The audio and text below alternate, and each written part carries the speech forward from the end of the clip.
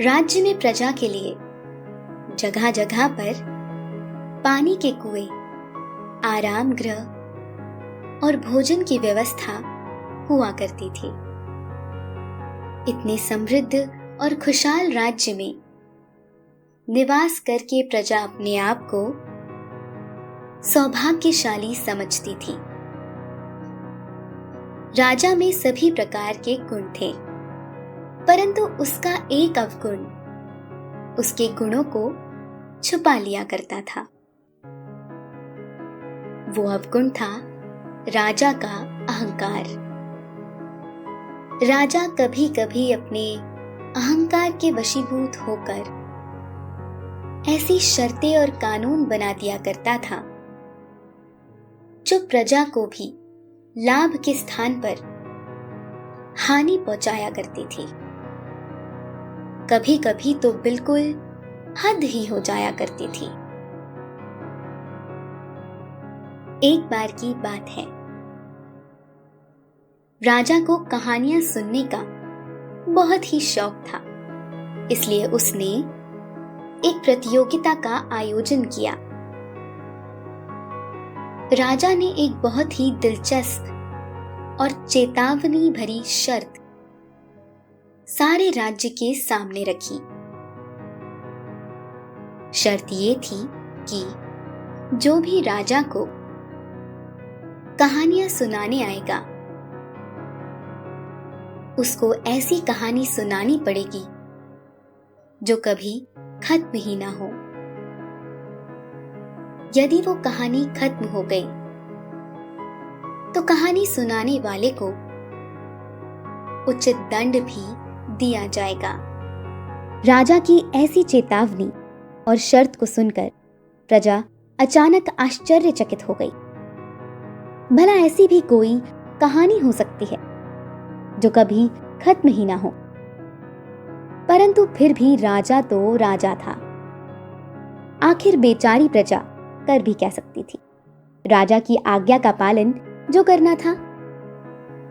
परंतु किसी में भी राजा को ऐसी कहानी सुनाने का साहस नहीं था, क्योंकि परिणाम सबको पता था।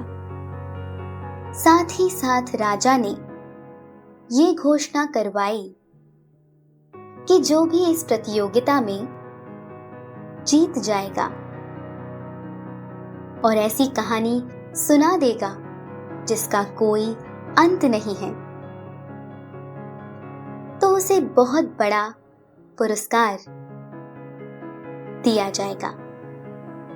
पुरस्कार भी बहुत ही आकर्षक था। वो था आधा साम्राज्य और राजा की एकमात्र सुंदर पुत्री से विवाह। पुरस्कार की घोषणा सुनकर सारे राज्य के निवासी आश्चर्यचकित हो गए और मन ही मन पुरस्कार जीतने के सपने देखने लगे। परंतु इतनी मुश्किल प्रतियोगिता का हल मानो असंभव सा लग रहा था। घोषणा सुनकर आसपास के सभी राज्यों में भी बिजली सी दौड़ पड़ी, क्योंकि आखिर बात ही कुछ ऐसी थी। कोई एक छोटी सी प्रतियोगिता के लिए अथवा अपनी शर्त के लिए पूरा साम्राज्य और पुत्री दांव पर कैसे लगा सकता है। परंतु ये तो राजा का स्वभाव था। उसे कहानियों का शौक ही कुछ इस कदर था कि वो नए नए रोमांच ढूंढता रहता था और खुद को रोमांचित करने के लिए भी नए नए अवसर तलाश करता रहता था। प्रतियोगिता में भाग लेने के लिए राज्य के अलावा बाहर के राज्यों के भी कई प्रतिद्वंदी आए। तरह तरह के कथाकार और कवि अपनी प्रतिभा का प्रदर्शन कर चले गए, परंतु कोई भी कभी ना खत्म होने वाली कहानी ना सुना सका। कोई राजा को बस एक रात कहानी सुना पाया, तो कोई बस एक पहर। राजा को भी आश्चर्य होने लगा कि ये मैंने कैसी प्रतियोगिता और शर्त रख दी जिसका कोई अंत होता नहीं दिख रहा है। राज्य के लोग अब राजा की मूर्खता की चर्चा करने लगे थे, परंतु अब जो शुरू किया था वो खत्म तो करना ही था। परंतु कैसे, ये किसी को समझ नहीं आ रहा था।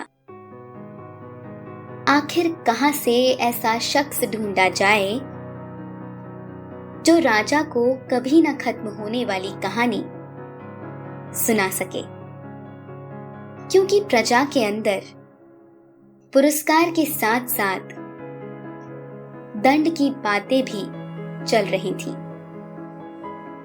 इसलिए कोई आसानी से प्रतियोगिता में हिस्सा लेना नहीं चाहता था।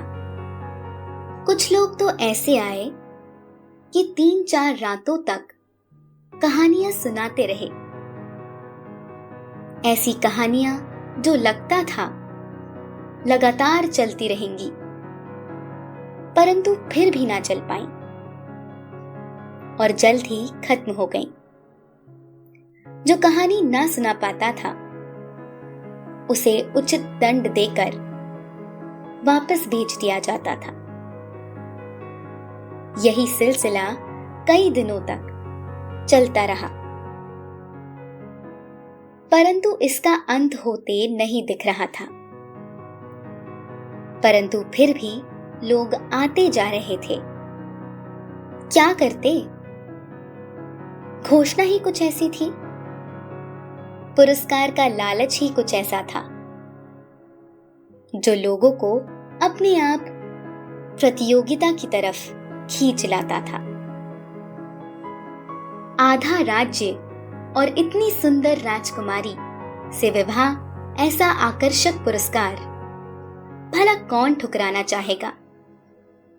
कुछ लोग डर के कारण रह जाते, तो कुछ लोग पुरस्कार के लालच के कारण आ जाते। राजा के राज्य में एक बहुत ही सुंदर और नौजवान किसान था। वो किसान बहुत ही धैर्यवान और समझदार था। उसकी चतुराई की चर्चा तो सबने सुनी थी, परंतु किसी को भी ये अनुमान नहीं था कि वो भी इस प्रतियोगिता में हिस्सा लेने आएगा, क्योंकि वो कोई कलाकार या कथाकार नहीं था, ना ही उसको कहानियों और अलंकारों का ज्ञान था। इसलिए किसी को उससे कोई आशा या उम्मीद नहीं थी कि वो भी प्रतियोगिता जीत सकता है। उसके धैर्य की चर्चा भी सब जगह फैली हुई थी। वो सदा ही शांत और धैर्य से कार्य करता था। बोलने से पहले सदा ही 2 बार सोच लिया करता था। उसकी कम बोलने की आदत से सभी लोग बहुत खुश थे और वो सबकी सेवा भी किया करता था। समाज सेवा में सबसे आगे और साधु सेवा में अग्रणी था। लोगों ने उसे समझाने का बहुत ही प्रयास किया कि वो प्रतियोगिता में हिस्सा ना ले, क्योंकि दंड बड़ा ही भारी है, उसकी जान भी जा सकती है। परंतु ना जाने उसके मन पर क्या भूत सवार था। वो तो बस प्रतियोगिता जीतकर सबको दिखाना चाहता था। कुछ लोगों की आशंका थी कि ऐसा धैर्यवान पुरुष पुरस्कार के लालच में पड़कर तो प्रतियोगिता में हिस्सा नहीं लेगा। इसके पीछे कुछ और ही कारण हो सकता है। लोगों का अनुमान भी सही था। दरअसल किसान उस राजा के अहंकार को तोड़ना चाहता था और उसकी भूल उसे याद दिलाना चाहता था। लोगों के लाख समझाने पर भी युवक नहीं माना, क्योंकि वो आत्मविश्वास से भरा हुआ था। जैसे मानो उसे पता हो कि वो ही प्रतियोगिता जीतेगा। ऐसा लग रहा था कि उसे पता है इस पूरे प्रसंग का अंत क्या होने वाला है। नौजवान किसान राजा के दरबार में पहुंच गया और बड़ी ही विनम्रता से उसने सभी गुरुजनों और दरबारियों को प्रणाम किया। इसके पश्चात राजा को प्रणाम कर वो कहानी सुनाने के लिए तैयार हो गया। राजा ने भी नौजवान का अभिनंदन किया और पूरी विधि और विधान से स्वागत किया। कहानी सुनाने से पहले किसान को प्रतियोगिता के नियम सुना दिए गए, ताकि वो चाहे तो अभी भी वापस जा सकता है। परंतु किसान ठहरा जिद्दी। उसको तो राजा का अहंकार आज तोड़ना था। इसके पश्चात उसने आसन ग्रहण किया और सभी को प्रणाम कर कहानी सुनाना शुरू कर दिया। किसान ने शुरू किया। एक राजा था। बस इतना कहते ही राजा ने उसे टोक दिया और एक बार फिर से याद दिलाया कि अगर अभी भी तुम वापस जाना चाहते हो तो जा सकते हो। तुम्हें कहानी की शर्त पता है ना, या नहीं? क्या तुम्हें अपने प्राणों का भय नहीं? मर्जी तुम्हारी है, जैसा तुम चाहो। किसान ने कहा, नहीं महाराज, मैं वापस नहीं लौटना चाहता। मैंने बहुत सोच समझकर इस प्रतियोगिता में आवेदन किया है और आज मैं जीत कर ही यहां से जाना चाहूंगा। राजा ने कहा, ठीक है, जैसी तुम्हारी मर्जी, पर याद रखना, जैसे ही कहानी खत्म हुई तुम गए काम से। युवक ने फिर से कहानी सुनाना शुरू किया। एक राजा था और उसके राज्य की धरती बहुत ही उपजाऊ थी और उसमें तरह तरह के धान और अनाज हुआ करते थे। राज्य की प्रजा बहुत ही सुखी थी, क्योंकि राज्य के भंडार सदा भरे रहते थे। राजा ने अपने राज्य में बड़े बड़े धान के भंडार बनवा रखे थे।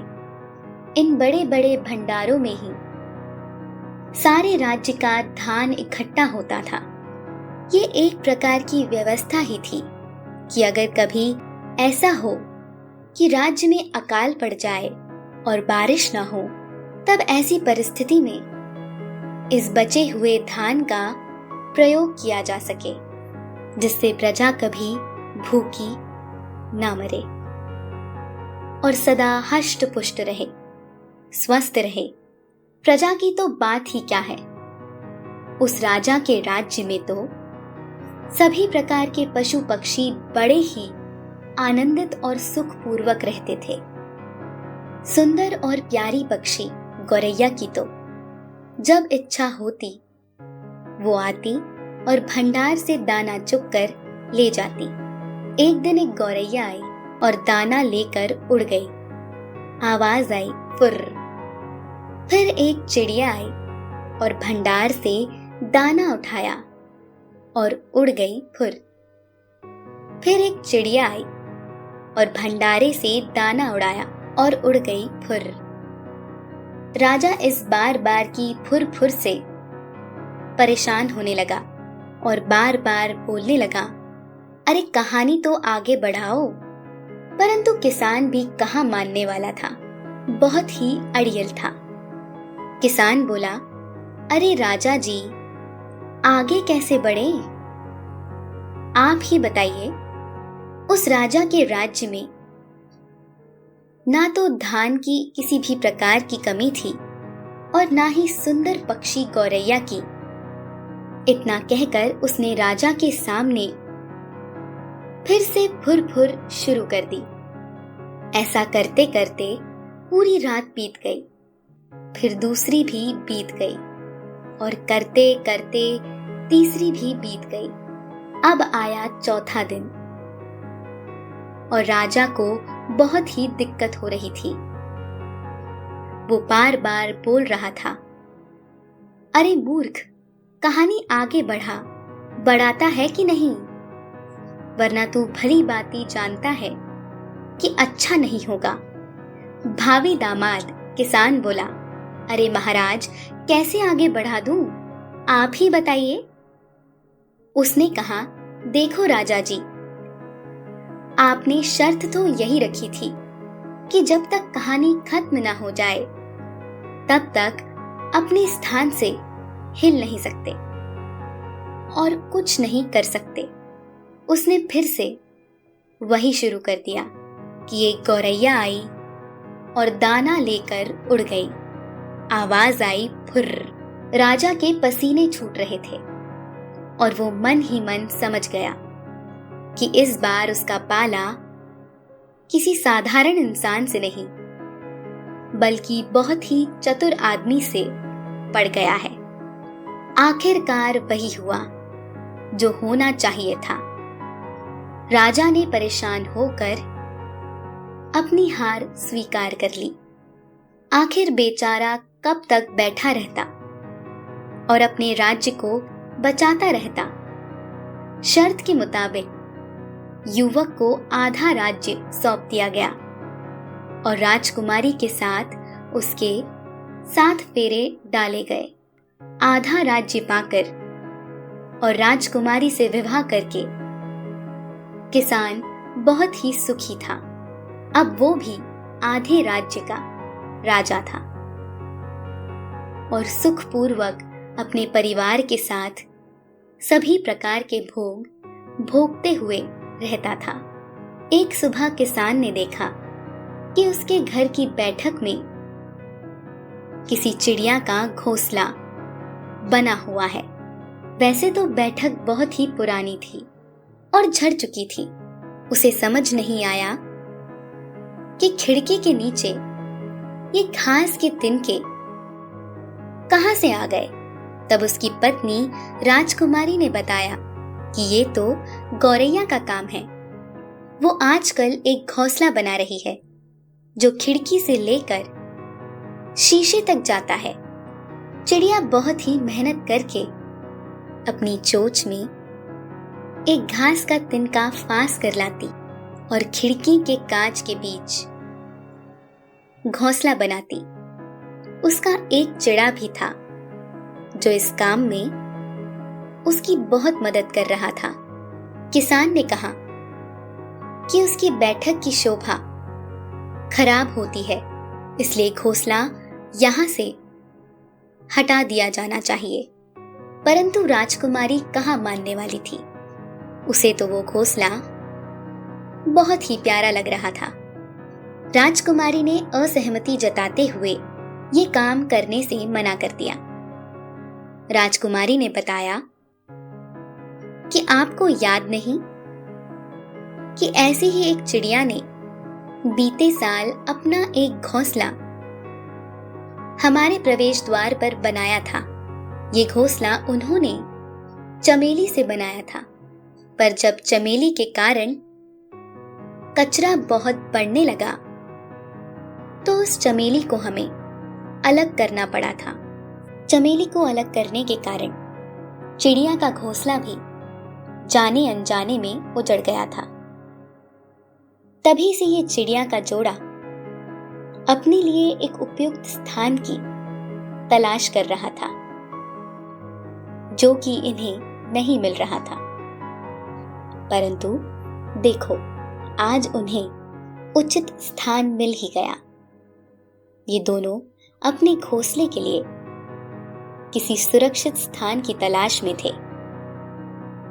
इसलिए लगता है कि उन्हें हमारी बैठक का ये स्थान सुरक्षित लगा।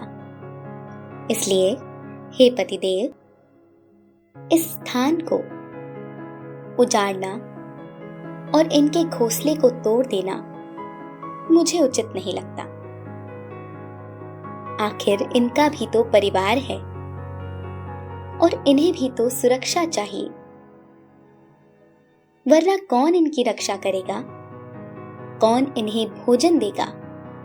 क्या ये हमारा कर्तव्य नहीं? घोंसला टूट जाएगा तो इस बेचारी गोरैया के अंडे टूट जाएंगे और बच्चे दुनिया में आने से पहले ही अलविदा हो जाएंगे।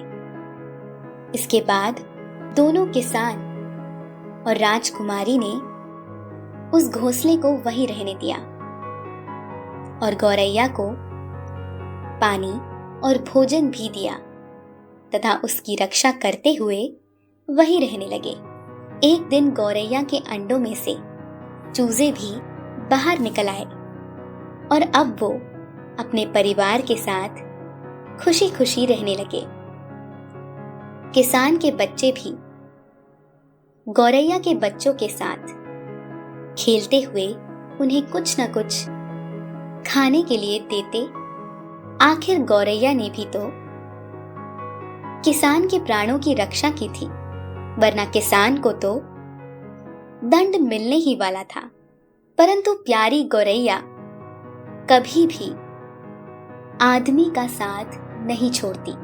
इस कहानी से हम सभी को यही प्रेरणा मिलती है कि किसी मनुष्य में अगर धैर्य हो